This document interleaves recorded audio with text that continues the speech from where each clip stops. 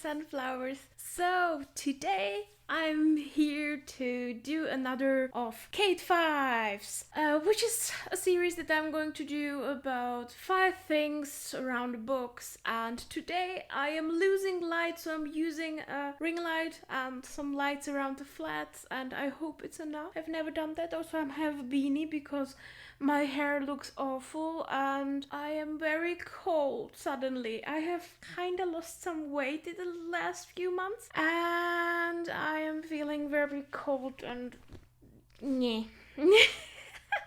So, today I want to talk about authors I suspect could be favorites of mine. So, let's get into it.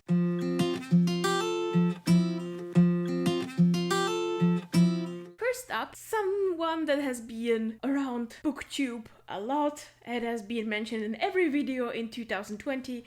It's Casey McWinston with Red, White and Royal Blue. So, I have read one book from this author, but it was very good. So, I don't know if she's gonna be a favorite of mine, but the book she has announced for 2021 and is going to come out soon is One Last Stop, which is a women-loving women story with some time travel in it. And honestly, it sounds so good, and some people already got an arc for it and are amazed by it. So, I think that Casey McWinston is going to be a staple in my bookshelf. So, we will see next year. Let's get on to someone who is really popular as well, and I was kind of feeling, no, I am not going to go there and read this author. But right now, it looks like I love her work. Besides her lacking a lot of diversity, I like her work. So, Sarah J Maas is a YA fantasy author. Her books have common themes. It is all about like strong female leads and brooding, traumatized love interests, something like that. And I like her world building. I like the worlds. I like the YA fantasy. It is usually very fast-paced. It usually has a story that is not too complicated. Her books are just so enjoyable to read. And this one is an adult one from hers, and that's actually the first one I have read from her. And I must say, it is probably still my favorite from her, despite reading all of the Ekotar series. And I am going to read Throne of Glass in December, January, something. And I have already read The Assassin's Blade and kind of preparing myself for the Throne of Glass thing. And I really like her writing. I just like that her books make me escape the reality and enjoy myself in her worlds. And I usually end up liking some characters, hating some characters, seeing how toxic some things in these books are, where she lacks diversity, because the whole thing that happened in the Ekotar series with her basically having one staple gay character. Yeah, but I think this series gives some opportunities for her to better herself in this area. I have already seen in this book like increase of ethnicity diversity, I would call that, and I am looking forward to more books from this, and I'm looking forward to read Throne of Glass. I want escapism. Another author I love one series from and really am enjoying myself. It's James S.A. Corey. So basically James S.A. Corey is actually 2 authors using a pen name together to write The Expanse. And I have read 6 out of the 8 books from The Expanse that came out, and the lowest rating I gave was like a 3.75. And I believe that I will always rate these books really high. I am taking a break from this series because this book, the 6th one, has such a beautiful ending. I don't want to go from there. This is my happy ending. Okay, I don't want to go from there anywhere. No, I loved it. So I don't want to move from there, but I hope they will write more books in the future together, because this series is seriously so good. Like, best space opera I have probably ever read, and each of these books is 500 pages and it does not feel like it. It's beautiful. It's amazing. Like, they made me read 3,000 pages, and I don't regret a second of it because it was amazing. So I am really looking forward to their work in the future, and I hope it's still going to be good, and then I will place them on the shelf of my favorite authors forever.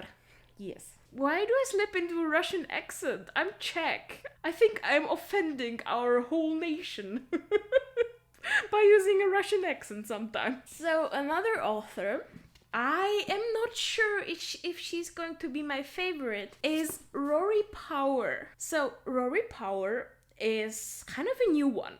Her first book, Wilder Girls, came out last year, and I loved this one.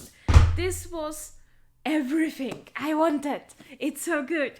This is like just a fantasy horror thingy. There are women loving women things in this, and this is like a whole conspiracy.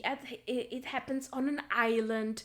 It is like a close quarters thing, and it is not really scary, but it is so good. And look at this cover. I want to cry looking at it. It's so beautiful. But she came out with Burn Our Bodies Down this year, and I gave this 2 stars. Yeah. I am so sorry. I didn't like this one at all, and it left me angry, and I'm just confused because I see her potential. I see the parallel things in these 2 books. Like, I see what her themes are, and are probably going to appear in the next books. But in my opinion, this one was not good. This one was great. So, I will read her next book. I will, because I think her like common themes are great. But I cannot say if I will like her work forever. So yeah. And the last author I want to talk about is Samantha Shannon. So as you can see, I am still reading the Bone season, but one of my absolute favorite books of all time is The Priory of the Orange Tree. And that book, oh, I love you so much. That book is high epic fantasy. There is dragons, there is 2 magic systems, there is women loving women in the main characters, and just generally that book is everything I want in fantasy. It made me go back to fantasy and start reading fantasy again when I have stopped for years. And I love that so much. So I'm going to look into her other series, which is called The Bone Season. I don't know if the series has a name. Good question.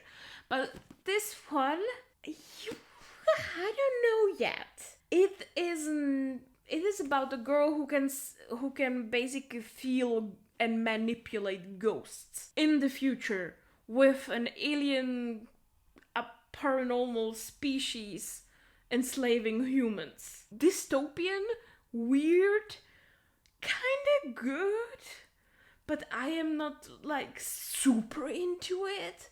Like, I DNF'd it for more than a week, and like DNF for now, I didn't really DNF it. I just put it aside to read stuff I was more excited about. So I am not sure if Samantha Shannon is going to land in my favorite authors. I suspect it, because the book is starting to pick up again. So I suspect I will love this series as well, and then I will have to place her on my favorite authors. So that has been That has been 5 authors I really think that could become some of my favorites. And we will see if that happens. I will probably update you like in a year or something. And in the meantime, I am really happy that you have joined me today.